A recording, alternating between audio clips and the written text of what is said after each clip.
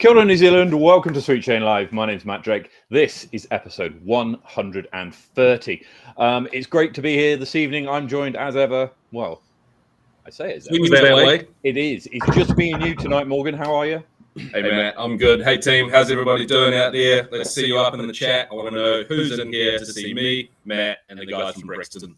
Yeah, because we've got a great show tonight, right? With something a little bit different. Normally, we're talking about disc golf tournaments. We're talking to players. We're talking to people who are playing the game, and about how well they've competed or how well they want to compete, etc. But our guest tonight are doing something slightly different in disc golf, and it's very cool. So we're going to come and very to those. I'm excited in a bit. Did you get out yourself much this weekend or this past week? Yeah, I've been out plenty. I've almost played. Aside from today, every single day since we last spoke. So, well, yeah, I think I was slacking off a wee bit the week before, so I made a real conscious effort to, work hard in the morning and knock off a wee bit early and get out for a round every day. Fantastic.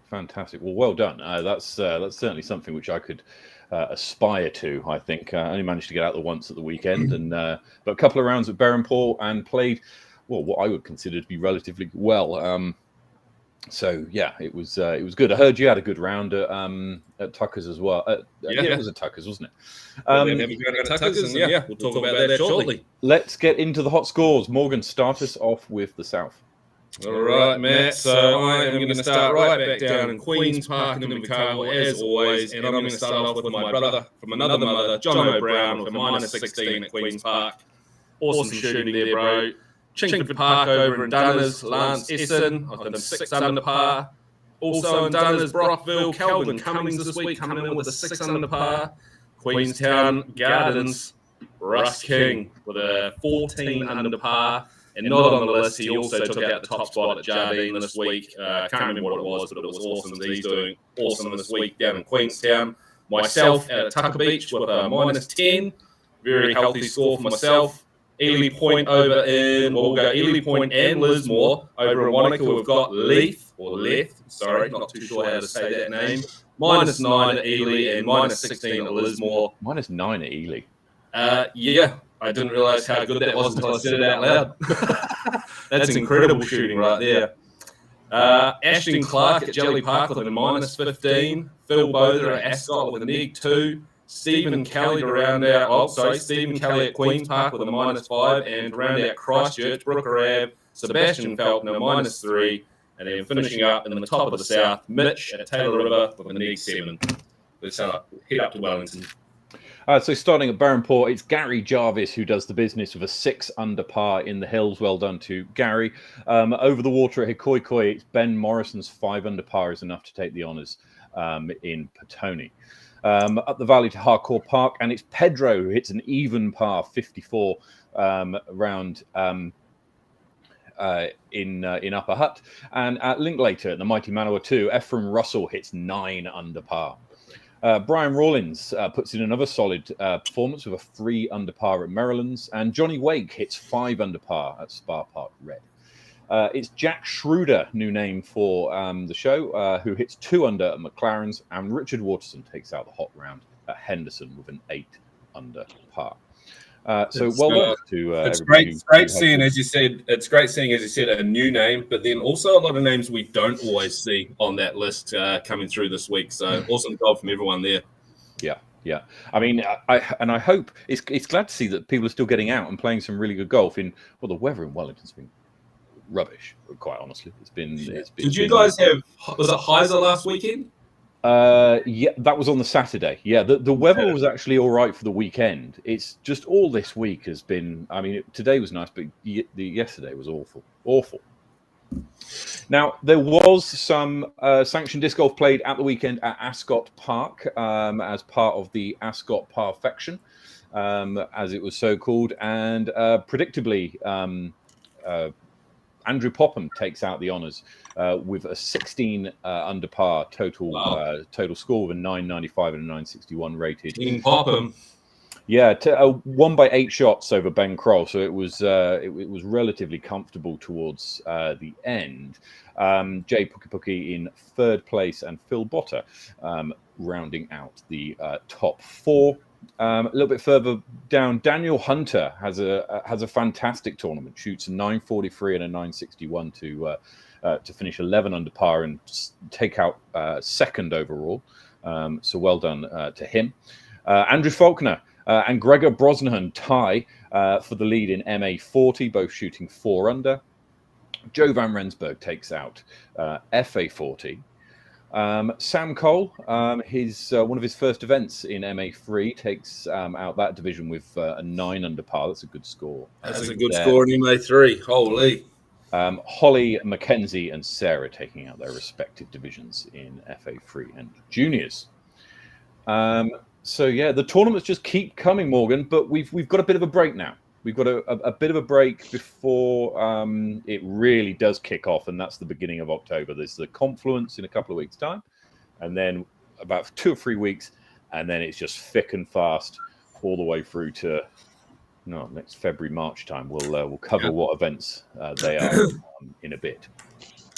Looking forward to it. Anyway, let's introduce our guests for this evening. We're incredibly honoured to be joined by 2 guys who you probably haven't heard of, but you've probably seen what they do. Ryan O'Neill and Jason Water are the co-founders of Brixton Disc Golf. So good evening, Ryan and Jason. Hey, good evening, good morning. Yeah, good morning. Thanks for having us. Indeed, good morning. I mean, what time is it for you there? Currently 4:15ish, 4:20. 4:20 in the morning. Yeah, 4:20 a.m. Yeah. Well, gentlemen, thank you so much for joining us at 4:20 in the morning. And 4 a.m. You've been here for 15, 20 minutes or so. So thank you very much. Much appreciated. So you're here today to talk about Brixton Disc Golf. For the uninitiated amongst the people who might be watching, what is Brixton Disc Golf all about? Brixton Disc Golf makes sports trading cards just to kind of commemorate the players that are out there playing, the season they're having, and just the game in general from today, yesterday, everybody. Just kind of give something cool everybody can kind of collect and connect to the game and the players. And how did you start this? Did you come from a kind of trading card background, or did you come from a disc golf background? A little bit of both. Neither one, I would say, professionally. We both had been playing disc golf since about 2004. We both come from Louisiana, went to school out in Lafayette, and we played at a small 9-hole course out there called Girard Park. I think we might have even started the same day. But I was collecting disc golf cards, and we wanted just more variety. I saw that there was just I would say like a lack of variety. The Disc Golf Pro Tour were the only people out there kind of truly making a stab at disc golf cards. And so that was great and all, but they're a pro tour. They've got a lot of things going on. They can only afford to spend so much time on cards. So we wanted to just really dive in, go a little bit deeper than anybody's gone before, and just see if it's something that can be tackled and something we could execute well. But I wouldn't say we have a ton of experience in cards or anything like that. But we had to learn a lot and figure out a lot along the way. And so you've been doing this now for a few years, right? It's been there was a release done last year I saw that looked really sweet. How many seasons has it been going now? We're approaching 2 years, so we're just a year and a half into this. We started. Our big breakthrough was given to us by OTB.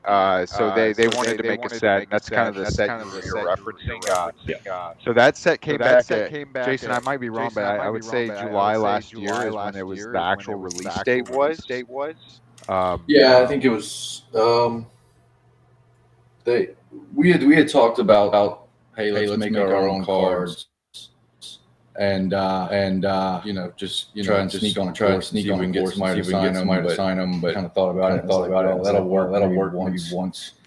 And so the dream kind of withered on the vine a little bit, and then OTB just happened to reach out and say, "Look, we sponsor 24 players or so, and if you guys are willing to do all the work, you know, we'd love to help turn this into a reality." So it kind of started snowballing pretty fast after that. It was all kind of a fantasy deal because we're making digital images, and suddenly one day it's like, okay, let's print them, and then get them signed. It's like, oh man, we're actually doing this. Okay. And so once that started, it moved quick. Things work out within the small businesses within the disc golf community. It's 0 to 100 really quick, especially if you're going to commit to something. We spoke a little bit before about generation for me, and that went from nothing to everything within about 3 months. So I completely understand where you're coming from on that front. Yeah, it's amazing when you get the wind behind you like that. It makes the daily task of it much simpler when you feel like, okay, you know, this has wind. I'm trying to keep up and keep pace with the idea rather than, you know, trying to keep the idea up to pace with me. Yeah, very relatable. Excuse me. So how do you even start with this? I mean, because the cards that you're producing are pretty unique, right? We'll get onto the different types in a moment, and we're actually going to do a live unboxing because we've got some of the golden era ones for sale on sweetchainmusic.co.nz. We've got a discount code for you for a little bit later on that's eligible for until the end of the weekend, and we're going to do a live unboxing of one of the golden era sets. So fingers crossed we get some good ones. How did you go about sort of designing the what's it called, the groups of cards that you were going to have, and coming up to a decision on that kind of thing? Whenever you're kind of building out a set, it starts off like very fuzzy, and you're not exactly sure what it's going to like. You have these ideas that you have these like features that you want it to be, and some of those live in reality, and some don't. You know, so you try to kind of go through and run things out as far as you can run them at the time, and make sure that everything's working as you kind of envision it. But there's certainly, you know, things that don't make it all the way to the end, and things that look different at the end than what you kind of start off with. But it's this big piece of granite, big fuzzy object, and then as you go on, it becomes like clearer and clearer what it's going to be. But it's certainly, you know, it's hard to say on day one, and even by the last day, you know, you still have some questions. There's always ends. As far as like what the workload itself looks like, you know, it's a million little tasks, and then it's met with a bottleneck. And kind of got to herd everything through there, and then there's a million more tasks, and sometimes there's groupings of tasks, and you just try to get them all through the bottlenecks at roughly the same time, you know. But you just keep knocking stuff out till it's done. Yeah. We would basically look at, you know, okay, we want to do cards with fabric relics in them. So then you got to figure out, you know, what players want to do that. Who wants to give us a shirt, a disc golf towel, whatever it might be.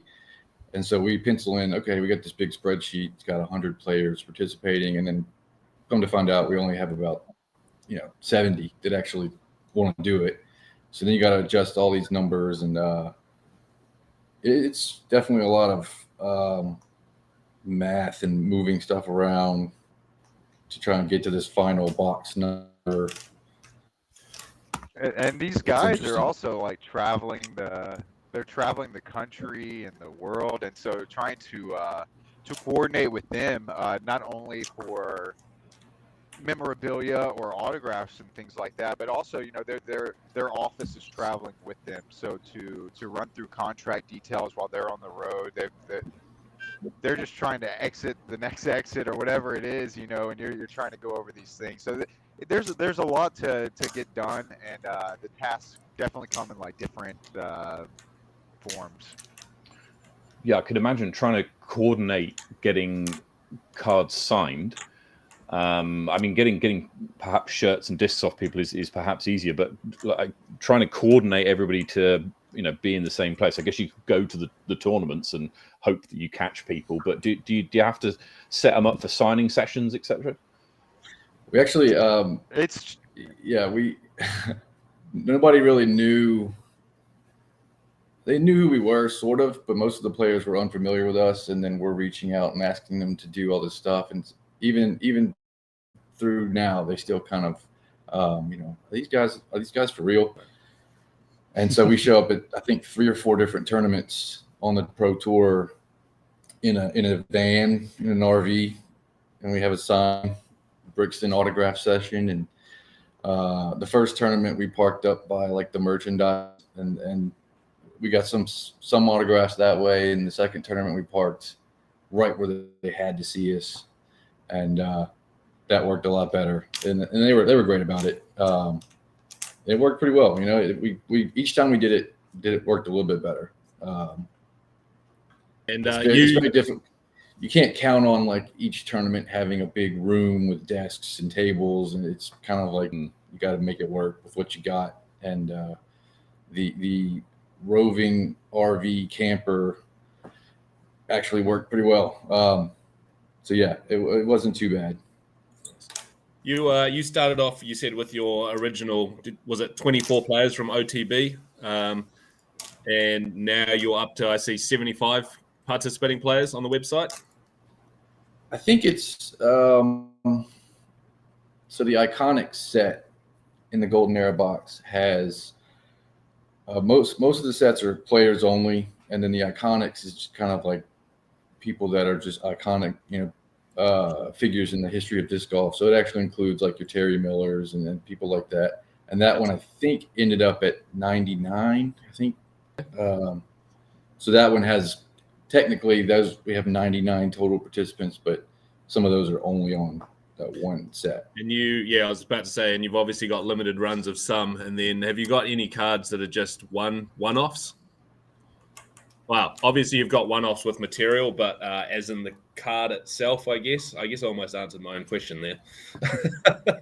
Yeah, we definitely have one-of-ones. So we even did something like kind of special for that. So 1 in 4 Golden Era boxes will contain an additional golden pack. And inside that golden pack, there's going to be something like pretty good in there as far as like a unique, rare piece of memorabilia. So it'll either be a one-of-one card, or it'll be the Artifacts Gold card. And what's cool about the Artifacts Gold cards, there's 5 printed of those, so it's not technically a one-of-one, but I guess technically it is because every card in there is different. So, for example, Paul Ulibarri sent in his first ace disc ever. So when he was back in 2002 picking up a disc, for the first time, and it wasn't like I think 2 years later where he ended up winning Amateur Worlds, but he sent in that first ace disc, and it's cut up and put inside that card, and you can read, like, people sign the disc, so like you can go in there and read, and it's one of our like larger relic windows. So it's a very like nice sizable piece of the disc, and in my opinion that's like one of the coolest cards. So that would technically not be a one-on-one, but pretty unique. It comes in the pretty unique.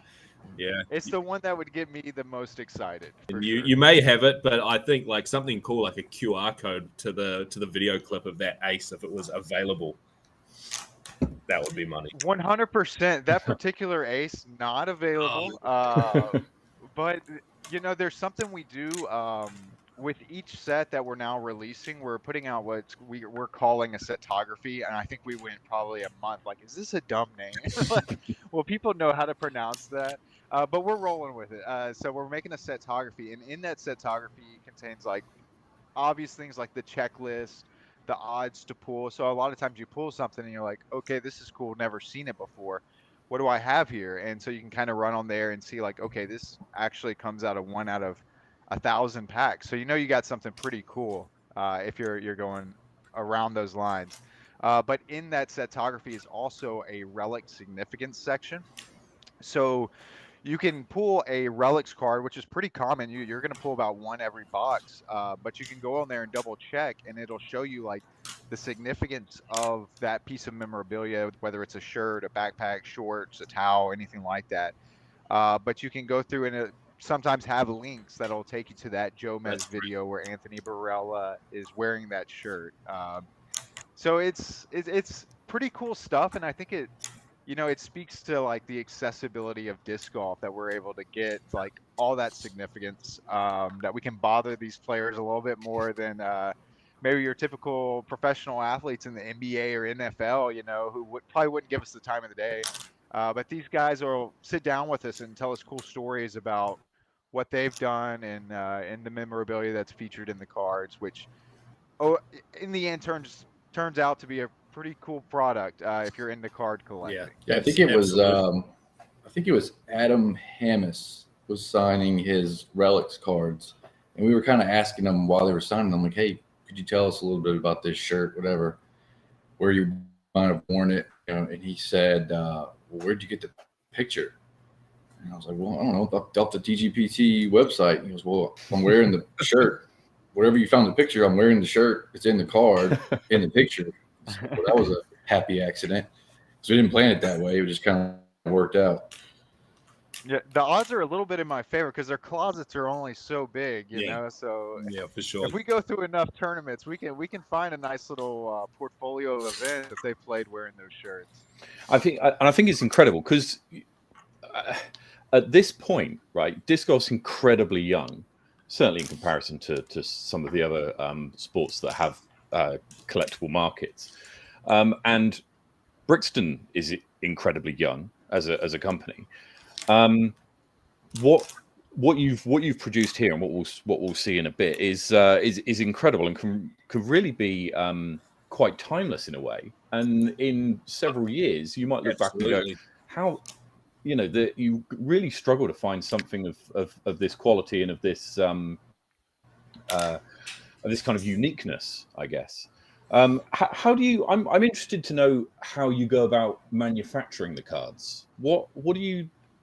I mean, you've got a printing company that presumably prints the kind of the base cards for you, but then when you're putting bits of disc or a piece of fabric inside it, what's going on there? Did you get involved in that kind of side, in the kind of technical aspect of it? We have a manufacturer that handles. So basically, Ryan and I sit down and say, here's a really cool idea for a card, and we kind of learn the lesson that before we do anything as far as designing, go to the manufacturer and ask, can you even do this? Because we would design 75 players worth of cards and then send them to the manufacturer, and they'd say, we really can't do this. And it's like, oh, okay, well, back to the drawing board. But like we had done the disc relics on the OTB set, but that cutout is only 1 inch square. Mm-hmm. And so they were able to do it. But then this time we wanted to roll out this artifacts card that had a much larger disc relic. And then we learned some lessons there because they're not flat. And so the manufacturer has to kind of learn on the fly how to get this curved piece of plastic to stay in the square. And it's definitely challenging for everyone involved. Yeah. But they did a good job. And we're all kind of learning at the same time, it feels like.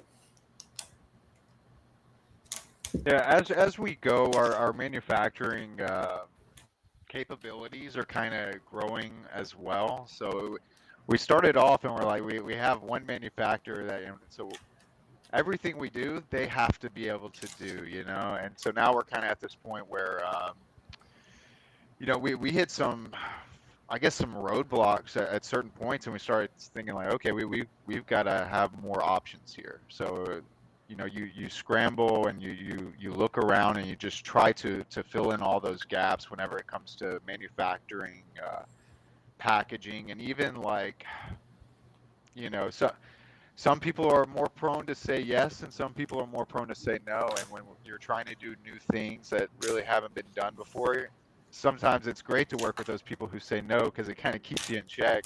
But sometimes you want to try new things and you need somebody that can not scared to say yes and try it with you. But it's tough to do all that, especially like a one-off thing, sure. But when you're producing them and trying to hit certain execute certain levels of quality. You had all those nice things to say about us earlier. That's certainly our goal is to hit that level of quality, which is much tougher to do when you're trying to do it 100 times or 1,000 times versus one time. Well, look, I think it would be. Well, let's just have a quick look at the setography that you talked about earlier on. So, it's up on the screen for the viewers at home. Oh, hang on.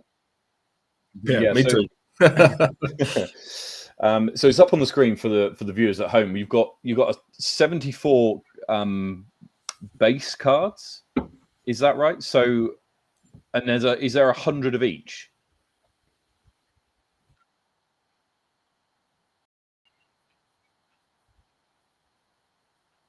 Yeah. Oh yeah. Oh, I see. Yeah. Okay. So there's some pretty there's basically everybody who plays, right, is on this list. Your favorite disc golfer is bound to be on this list.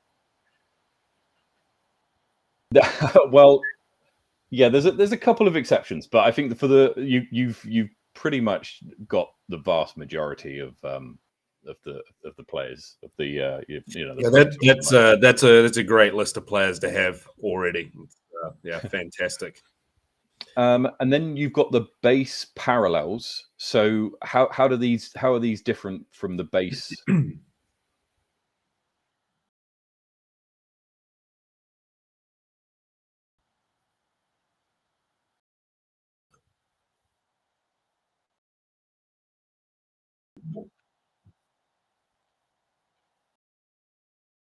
I see.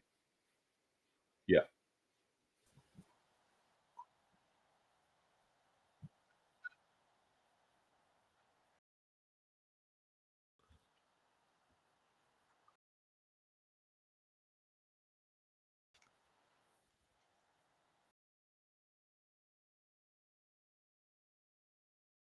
Okay. Matt, I just had a DM just saying they can't quite hear us properly, like all of us. Okay. One. Okay. Sorry, team. We'll be back with you in a moment.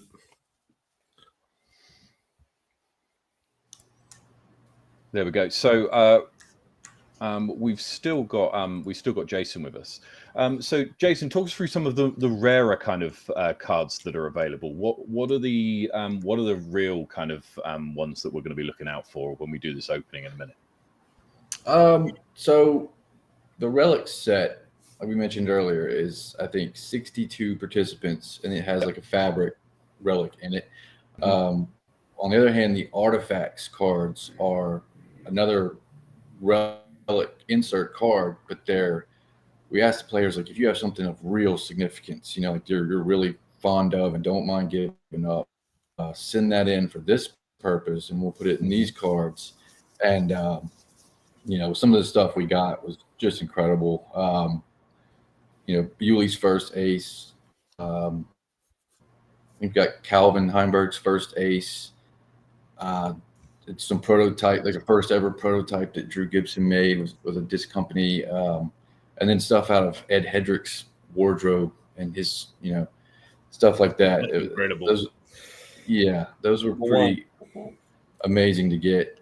And then each set has varying levels of the odds. Just because there's 100 base cards of this player, there's also certain base cards of the same player with only 1 or 3 or 5 in that parallel. So there's a lot of rare cards, even if there's plenty to chase, but we were able to set up parallels to help keep them. Every subset has some rarity to it across the players. Yeah. And I've already seen, I've had a quick scout on eBay and other similar sites. Well, for the purposes of research, there's the prices on some of these on some of the rarer cards are really kind of starting to ramp up. Yeah, it's kind of an odd. It's fun to watch because in one hand you know this is a rare card. This is a 1 of 1 Ken Climo. That's going to be worth 25 Ken Climo. Who knows? And then people are also willing to pay more for their favorite players, for their favorite, disc manufacturer, sponsors. So we're seeing people, and also people are trying to build out the collection of a certain subset. And if you only have 5 left of that subset, you may pay a little extra to get you over the hump till you have the whole lot. Yeah. And so it's definitely been interesting to watch. You can kind of predict the value of players, but it's interesting. There's obviously the sales side of it. Is trading cards a thing right now? Like, are you seeing that at tournaments? Is it big enough yet? Only since releasing in July last year, are there enough cards out there now that people are bringing them to tournaments and trading with each other that you might see? We actually have a Discord server that we started very early when we did this, and that just to kind of try to build out a little community, and it's grown pretty at the same pace we have basically, and everybody in there is great. And we kind of set up a little situation where these guys could trade with each other, and they've been meeting each other at tournaments. They mail cards to each other. It's they post what they have. I have all these. I'm looking for these. Who's willing to move this for that? And it's been interesting.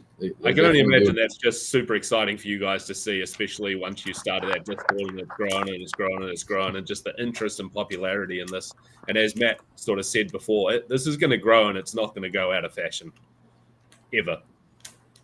That's it. Yeah, one thing we were really adamant about was we wanted to start this little kind of a message board, chat room community with these people and just keep them as part of the process, because they're not only are they disc golf fans, but they're card collectors as well, and just kind of make them feel like, look, we're doing a pre-sale, which basically means we're asking you guys to buy something that we're going to give you later. To trust us, And part of that was we're going to keep you as informed as we can throughout every part of this process, and drop teasers and as much as we can to just keep you, as involved as we possibly can. And I think it's paid off, and everybody's been super positive about it, and it's gone well. We are excited.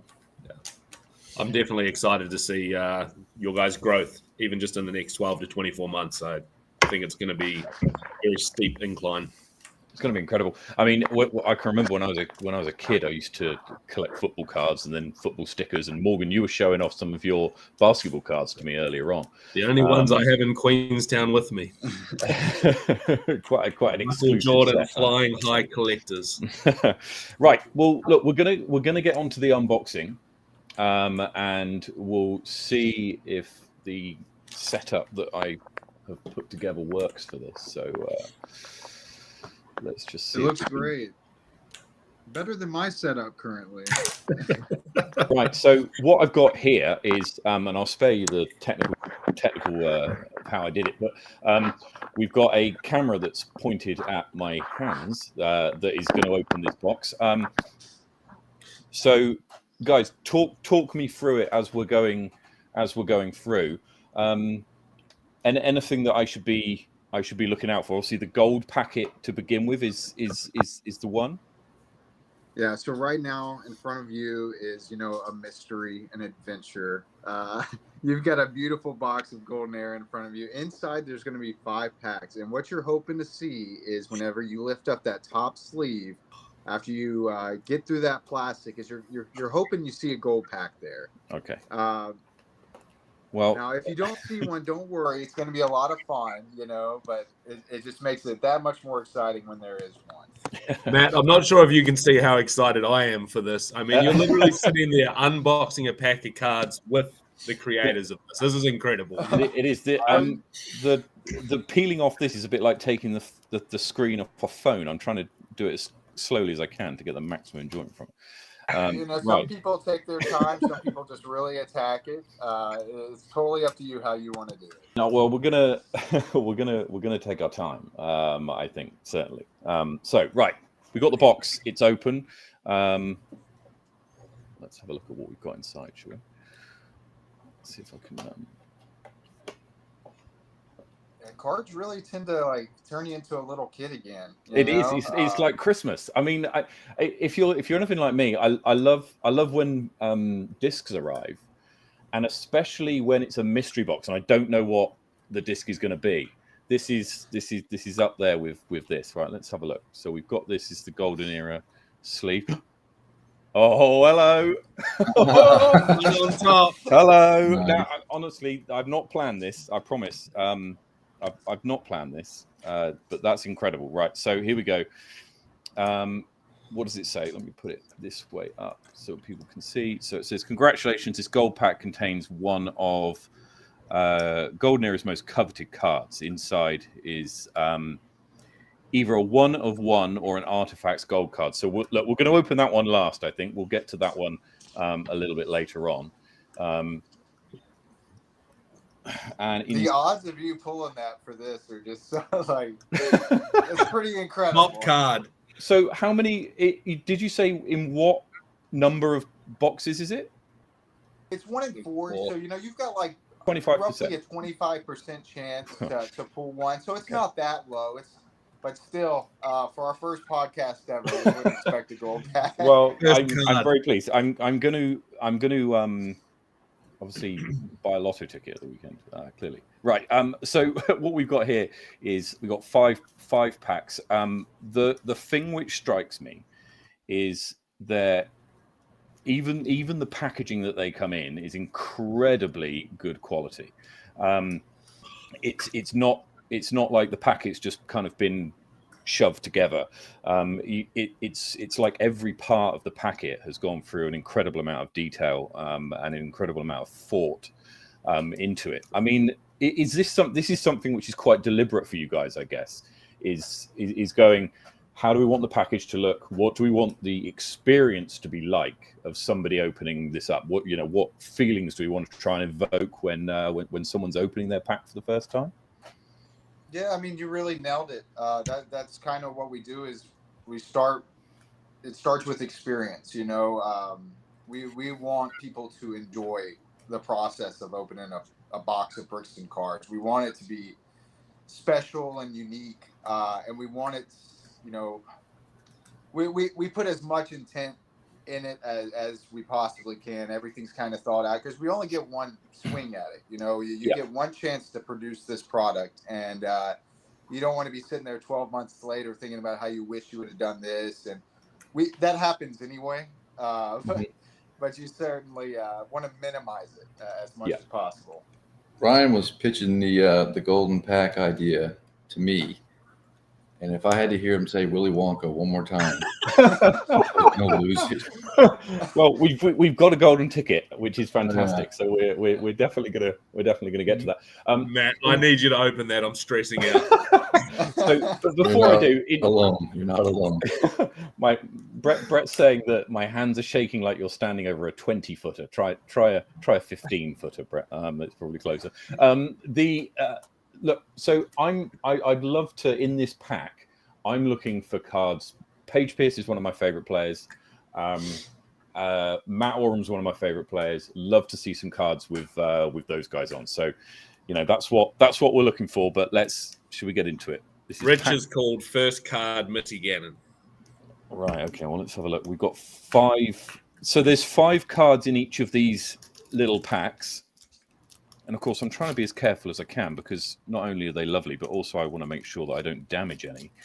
And for all our New Zealand listeners, if you ever struggle to open one side of the pack, flip that thing over and start on the other side. You know, There you go. a little tip, a little trick. Make sure those cards are face down, Matt. They are. I think they are anyway.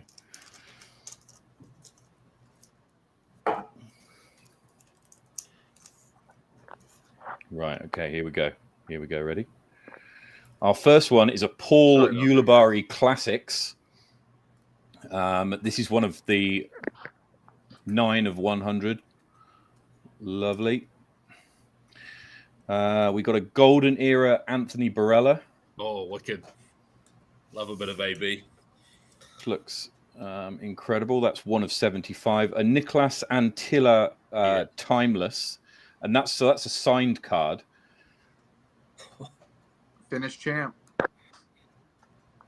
Indeed. They're playing very well. We got a Drew Gibson Iconics. So you said the Iconics had some rarity to it, right? Have I got that right? For the Iconics base, They all have different, yeah. there's 100 prints of those, and then there's an Iconics Gold, there's an Iconics Signature, there's an Iconics Masterpiece, and there's an Iconics First Available. The Masterpiece and the First Available are 1 of 1s. The Iconics Gold is printed 10 prints, and the Iconics Signature will be 25 prints. So if you find one with an autograph on it, you know, there's going to be at the most 25 of them on the Iconics series. Okay. And we've got a Philo Brathwaite Historics there as well. What? I can't quite see. What shirt's he wearing there? He's wearing a Thailand disc golf shirt. I thought so. Oh. You're a Thailand disc golf man, aren't you? Hold on. Here we go. Look at this. Look. Get this on the card, boys. There we go. Twins. There we go. I knew that was coming. Excellent. Right, we got 4 more of these to do. Oh, and our golden one, don't forget. So yeah. Any particular players that were kind of overly generous, you thought, or really kind of took to the brand and took to the idea of this? Let's say all of them, considering our, our pitch and who we are. We're the guys in the van. Yeah, and we had to graduate to that van. We started off with just the guys on the picnic table. Backpack. But anybody who went above and beyond, like sent an artifacts, an item for an artifacts card, that was voluntary. So for them to put those items out there, it's pretty cool. So it's hard not to say all of them, but if I had to narrow it down, I would say the participants in the Artifacts Silver, the Artifacts Gold, that was truly just going above and beyond to help us out. That early first ace disc is, man, that's got to be up there. Oh yeah, that's huge. And Calvin sent in his first league ace disc, which is I did see incredible. that. Yeah. I mean, beautiful card. Some of those things, like you're never gonna. There's not like they made a whole season of them, right? That's literally that one thing. Will, you'll never get another one of those again. So we've got a Holly thing in the world to ship. Sorry. I can imagine, yeah, because I mean, what happens if that gets lost? Or no, we didn't receive that. There's no replacing. Yeah. So we got a Holly Finley Classics. Holly's awesome, man. We got a Sarah Hokum Golden Era. She's a good player, I think. Yeah, I mean, Worlds is coming up. She was just quite well there. Okay, so we've got a Rebecca Cox Iconics with a signature. Rebecca Cox, another one of my favorite players, because she throws Latitude 64, which is the brand that I prefer, and that's been signed. So that's fantastic. That's awesome. We got who is this? Yo, Bert. That's Bear Bite.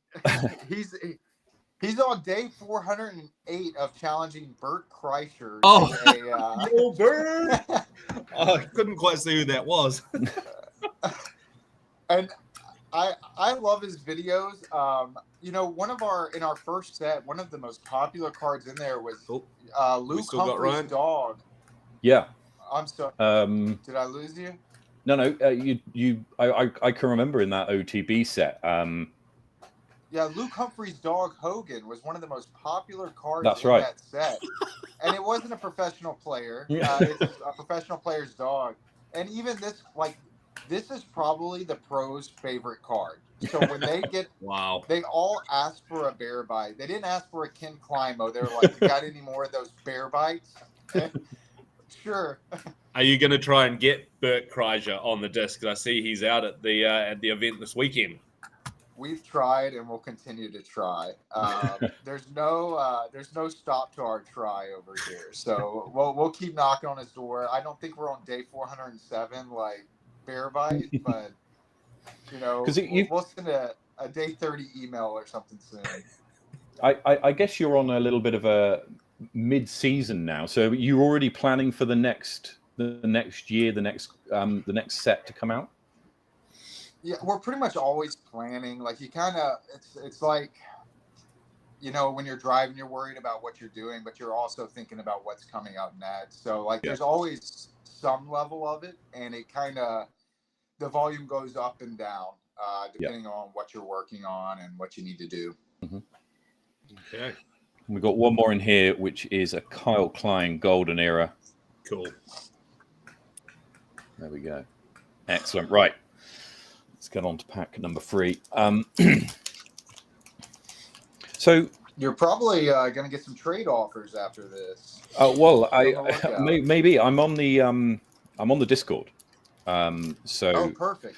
So yeah, I do see a lot of the trading options there, but obviously I haven't got any until now, and so it's made it very difficult to be able to put any collateral up. I'll tell you right now, there's going to be a pack coming to my house in the next week. I'm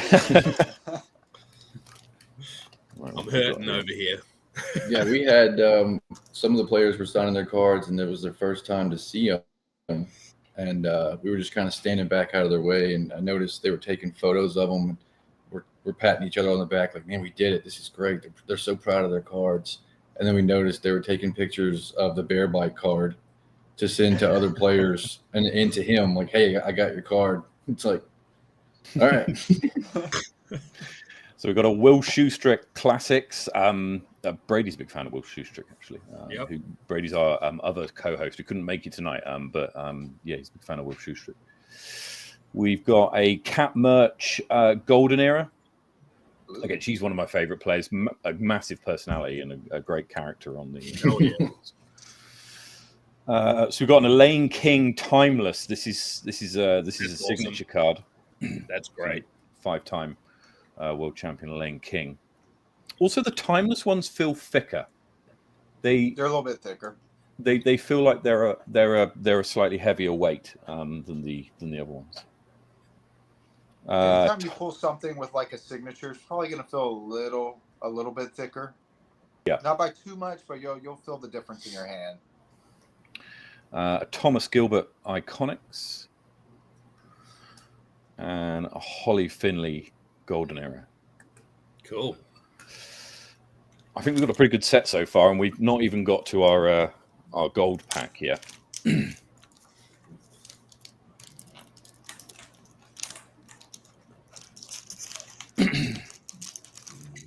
Some people like to count by how many world championships they pull. So I know we're at least 5 with Elaine. We're at least, yeah. Did Will Shoestrick pick up? He didn't pick up a world championship. He's got a few other majors. US champs, I think. Yeah, that's right.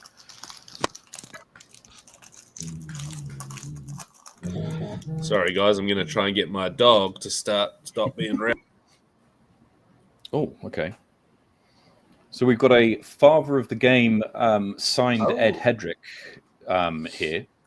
So obviously he didn't sign this, but you've taken his signature. This is incredible, this one. So, I like that a lot. Yeah, that's incredible. That's pretty cool. We've got a Chris Dickerson Golden Era.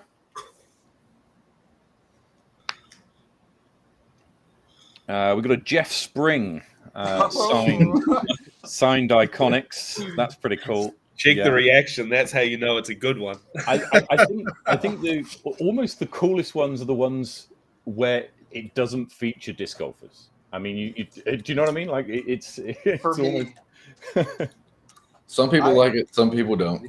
Well, it's like, how many Ricky Wysocki autographs are in this set? And how many Ricky Wysocki autographs exist out there? How many pieces of memorabilia exist for Ricky Wysocki? Yeah. Now, how many exist for the man who brought disc golf into the golden era? Exactly. Yeah. You could argue in sort of 50 years' time who's done more for disc golf. Jeff Spring's going to be, a name that's noteworthy, certainly. We've got a Drew Gibson Golden Era. He's come out a couple of times. And a Dave Feldberg Historics. Now this is cool. This is kind of poignant for this time because last week on the show we did a bit of a quiz on the history of New Zealand disc golf, and Dave Feldberg came to New Zealand in 2015 and won New Zealand Nationals. And so very was he highest rated player? He's also the highest rated player to ever have played a tournament in New Zealand. There we go. A week later, I got that. So at 1036 rated. So fantastic. So right, lovely stuff. Right, last packet, and then it's on to the one that we all been waiting for.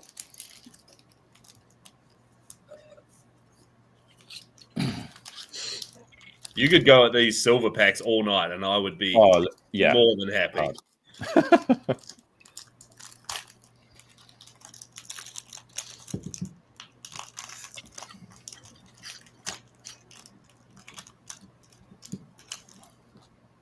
Little last pack magic coming.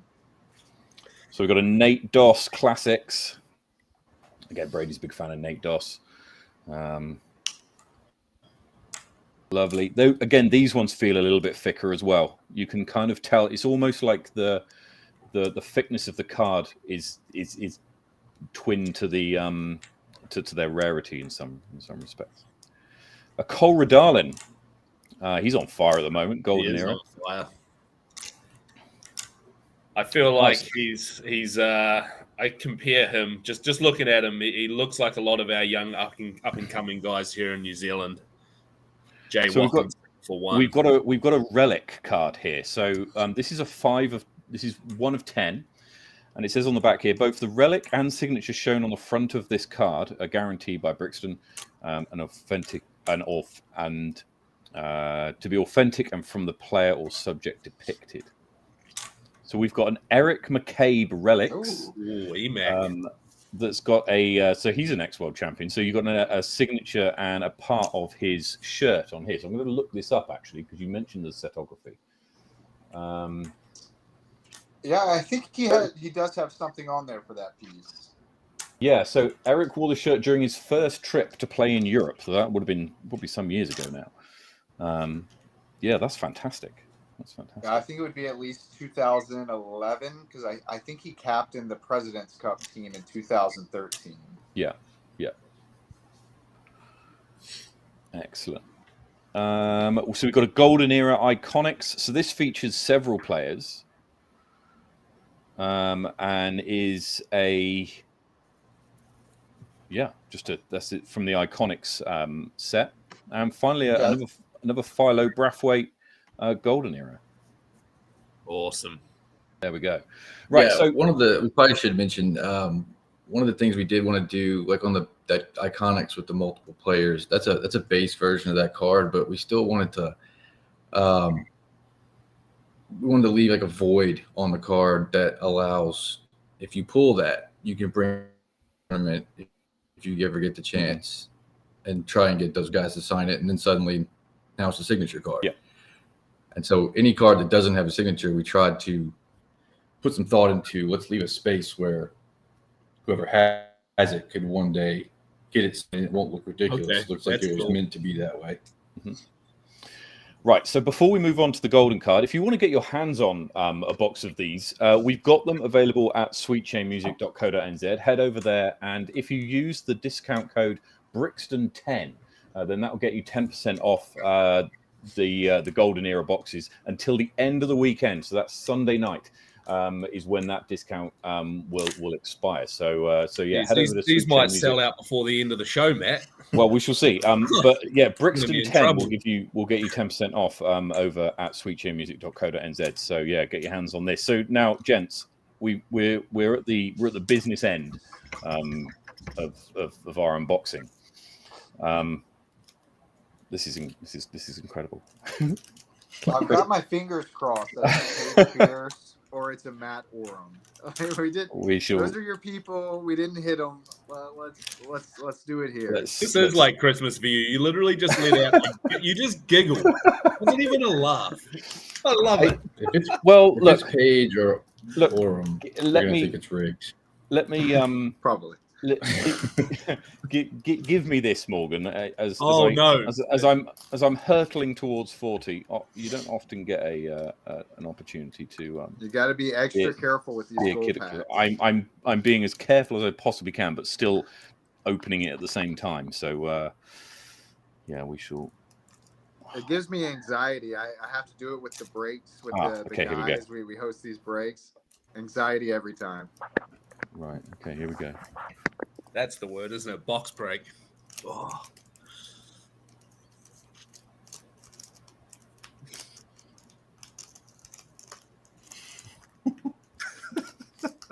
Hang on. Sorry. I do, but I do want to do this correctly. Right. Here we go. It's a timeless Mason Ford signature. And just talk us through this. This is a one of. That's a one of one. It's a timeless masterpiece of Mason Ford. So only one of those exists. The timeless masterpiece is kind of held as probably the best one of one. I think everybody is kind of on that same page. There's a first available, and first available just is like the first one they signed, but timeless masterpiece was built as like the one of one in the set. You know, it's for as far as autographs go. There we go.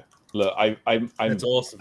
I'm really happy with the set I've got here, and I think I've got the ones it's a stellar box. The ones I really like. I've got some holders to be able to put them into to ensure they don't get damaged, and the ones that that I feel I can trade. I think I've got some good options there as well for trading. So yeah, I'm really happy with those. Actually, really happy. So there we go. That was our live unboxing. And thank you for doing that. Yeah, really. Thank you very much. That was great fun. Also, it gives me, if you like that feeling of opening new cool stuff, then yeah, that's you'll certainly get that from that. Right. So, like we said, if you want to get yourself hands on one of those boxes, then head over to sweetchainmusic.co.nz. Search up Brixton Golden Era set, and you can get 10% off with the code Brixton10 until the end of the weekend. Guys, it's been an absolute pleasure having you on the show tonight. Something very different to who we normally speak to. And thank you so much for joining us at a ridiculous hour of the day, or morning, or night, I should say. Thank you so much. Look, we're bound to talk to you again. We'll certainly be talking about Brixton again. And if you see these guys either out on the course, or you see them their products around, then make sure you pick up some, because they're fantastic quality. What I can't get over is how far the quality has come in the time since I used to collect football cards to these. It's next level. So, look, thank you so much for coming, and it's been great to meet you and have you on the show and have you talk about what is an amazing product. Yeah, you as well. And thank you all so much for not only having us and being interested and showing like passion and enthusiasm about this, but also you know, we're a small business, and to see our product in New Zealand is super cool. So this has been like a very like neat experience for us. So I just thank y'all so much for y'all's interest. And if y'all ever need anything, just don't hesitate to reach out. We'll be there. Okay. Thanks, guys. Just shoot for the moon because you're headed that direction, and we're looking forward to seeing where you take this. It's fantastic. Thank you, guys. Fantastic. Thank you. Excellent. See you soon. Yeah. There we go, Morgan. I'm almost calmed down now. Are you sure? I think we're okay. Yes. I mean, I've got to go through these now and make sure that I store them appropriately and that I've got sleeves to them all and that I can take care of them so that you know, I don't want anything to get damaged. That's for me anyway, and not even including rather all the sweet chains that I've watched before being on here with you. That's right there at the top for me. It's certainly very different. Something completely different, as you said. Absolutely. Right. Now, we've got a few things to go through just before we wrap up tonight's show. Upcoming events is first up. Now, I've had to split this out, Morgan, because there's so many. Right. So we've got the blood sacrifice of the Confluence coming up in Wanaka. That's in 2 weeks' time. Is that 2 weeks or 3 weeks? 3 weeks' time. September, 2 weeks. 17th today. 17th. So 3 weeks. Sorry, it's Thursday today. Yeah, 3 weeks. 3 weeks is the 3rd of September. That's in the Confluence. And so, if you've not played at the Confluence, it's incredibly rugged. But I did hear that they were doing work on this course very recently. So shout out to all the they did a whole lot of replanting. They did a native replanting session with the local community and Department of Conservation, I believe, and yeah, they've been looking for ways to upgrade that course and make it a little bit more presentable. Not just the course, but that whole area for probably the last 12 to 18 months. So doing awesome things over there. Fantastic. Then we've got a lot of North Island tournaments, all kind of scrunched into a short period of time in October. So if you're based in certainly the central North Island, you've got a busy time coming up with the Todong Extreme, which is already sold out. The Te Pūhoi Breeze, so that's on a brand new golf course in Te Pūhoi, which is about 45 minutes outside Napier or inland of Napier, about 20 minutes from Bayview is what I've heard. So yeah, if you're keen on that one, it looks like it's going to be a blast. The Hanmer Hot Rounds in Christchurch. This is new, I think. In Hanmer. Sorry? It's in Hanmer, not in Christchurch. Right. So why is it listed as being at Warren Park on Disc Golf Scene? This did confuse me. So from what I've taken, Hanmer Springs, an opportunity arose from what I took from their Facebook post for them to rent the whole Hanmer Springs golf course, which is an incredible venue. I've played golf there many a time. And I think just sort of overruled what they were looking at doing for the Wazza. I think it was at Warren Park there. So they've decided as a Christchurch club to go in that direction. And I think I'm going to head up to that one. Okay. All right. That'll be a new course for you, presumably. New for disc golf. Been new for disc golf for everyone. I think. I don't think there's been anything at there because it's on the ball golf course. They've rented out the whole ball golf course. But I have played ball golf there. Oh, all right. So you'll know the maybe slightly more familiar than a lot. Then there's the Topor Thermal Throwdown. Looking forward to this. So I'm looking forward to put myself personally because I'm going to this. It's going to be great fun. That's an amateur only event. Up in Topor. So MA1 is the most advanced division, and then you've obviously MA40, the best division, is also competing. Then there's the Rapper Rumble in Masterton over in the Wairarapa, which is a 2-dayer at Henley Lake. That's teeing up to be a fantastic event as well. We've not had a PGA sanctioned event at Henley Lake before. Everybody's going to be playing off the white tees, and it's a fantastic course. I love it. Especially the red layout, so there's a white layout and a red layout. The red layout's 9 holes, and the 9 holes of the red layout are like holes, I think it's 1 to 6, and then 15, 16, 17 of the white layout. So you play the first half, and then the white layout goes further back. and there's some real challenging holes, but it's gettable. There's some you can get birdies out there, but there's some monsters as well. So looking forward to that. Then there's Moonbase down in Twizel, which is South Island Champs, and Bros for Change Charity Classic, and finally Wahitapu rounds out the year's activities. Morgan, and that's your first Elite Series event. Also. It is in our 5th year up at Lake Oahu for Wahitapu. I'm just so excited, man. There's just so many things in the works for this event. Just a lot of side event sort of things going on, and I'm just more than excited to get back up there and just treat everyone to such a good weekend. And moving on to 2024. Sorry, the Egg Monster North Island Champs. I'm looking forward to this one. Registration opens on the 3rd of September, so you've got 3 weeks to get yourself ready for that registration. That's on the first weekend in January. Roxburgh is the weekend after, and then Southern Smash is the weekend after. The Seafarer and the Topol Classic are the weekend after that, and A Midsummer's Dream in Christchurch. Busy weekend of disc golf, that one. And also, we look out for Wellington Centurion, which will be happening on Wellington Anniversary Day, which is also around that kind of time. If you've not played Wellington Centurion before, then you're in for a treat. 101 holes in one day across the whole of Wellington's courses. So look out for that in early January. I want to do something like that in Queenstown. You've got the courses for it. You do have the courses for it. Then there's New Zealand Nationals in Auckland, which is Waitangi weekend by the looks of it, 3rd to the 6th of February. Then the Bottle Lake Open from the 9th to the 11th of February. And finally, the Garden City Open in Christchurch, which has already been announced that that's being sponsored by Discmania. Yep. They're coming back. Discmania is looking after us. They're on board for Roxburgh and Garden City Open. So, exciting times. Fantastic. So just to make everybody aware that if you're a member of Disc Golf South, then the Southern Smash registration opens tomorrow night. I think it's 6 o'clock. It will be 6 o'clock, yeah. I'm sure Bray will chirp up in the comments and tell me otherwise. But I think it's 6 o'clock tomorrow night if you're a member of Disc Golf South. If you're not a member of Disc Golf South, then you've got to wait another 2 days until the 20th of August. And then on Sunday night will be your opportunity. This tournament will likely sell out. It sells out pretty much every year immediately. I think you've got 144 spots, and everybody's going to be playing both the gold course and the red course this year, Morgan, is what I've They are indeed.